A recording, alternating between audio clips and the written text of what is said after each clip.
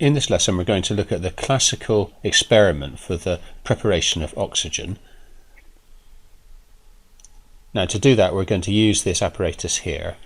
You can see that we've got a conical flask with a delivery tube and we're going to collect the gas over water.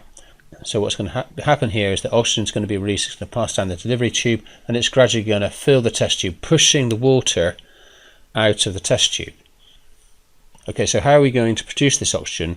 Well, if you go to Spain, for example, it's not so common here, but certainly in Spain, and you cut yourself or braise yourself and you go to the pharmacist and you ask for something, well, they won't give you TCP, as they might in this country, but they will give you something called agua oxigenada. A bit of Spanish for you. Now, agua oxigenada means oxygenated water, and its chemical name is hydrogen peroxide. Now, hydrogen peroxide can be quite a dangerous substance. It depends on the concentration, but in the form that you buy it from the chemist, for example, it's usually around about a 3% solution, so it's not harmful to you. So we have hydrogen peroxide here in the conical flask, and what happens is that if you leave hydrogen peroxide or oxygenated water for some period of time, it will gradually decompose into water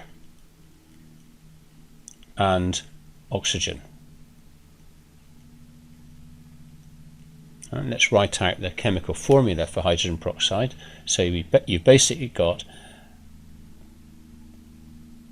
water, okay, H2O, with an extra oxygen atom attached to it. Right? And as I said, that will gradually decompose over time, over a long period of time, into water, H2O, plus oxygen, O2. Now we have to pay attention to balancing equations, and you'll see that that equation isn't balanced. We have 3 oxygens on this side, but only 2 on this side. So what we're going to do is a little trick. We're going to put a half there. All right.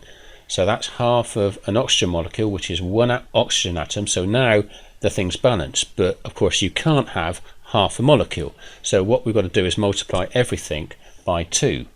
All right. So we multiply that by 2. We multiply this by 2. We multiply 2 times a half, which gives us 1. So there we go, we get rid of that half, and the equation is balanced, remembering obviously that oxygen is a gas, so we need to write an up arrow there. Now this oxygen would, over time, gradually fill up this test tube, but it would take ages. So what we're going to use is something called a catalyst, which doesn't actually react with the hydrogen peroxide itself, but it helps to speed up this decomposition reaction. And the catalyst we're going to use is something called manganese dioxide. Okay, that's MnO2, and the modern chemical name for it, using the stock naming system, is, I'll put that up here at the top, manganese 4 oxide. This is a catalyst. It doesn't react with the hydrogen peroxide, but it speeds up this decomposition reaction.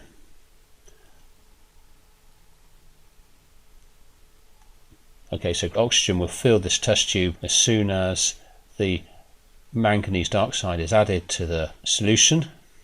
Very quickly that will fill up, and then you can take your oxygen and you can test it using the smouldering splint method. Okay, there is a video on this in the practical demos section. I don't use all of this elaborate apparatus, but the chemical process is still exactly the same.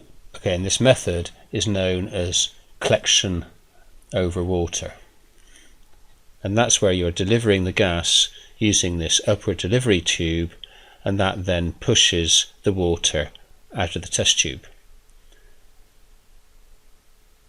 And let's just emphasize the fact here that manganese dioxide is being used as a catalyst.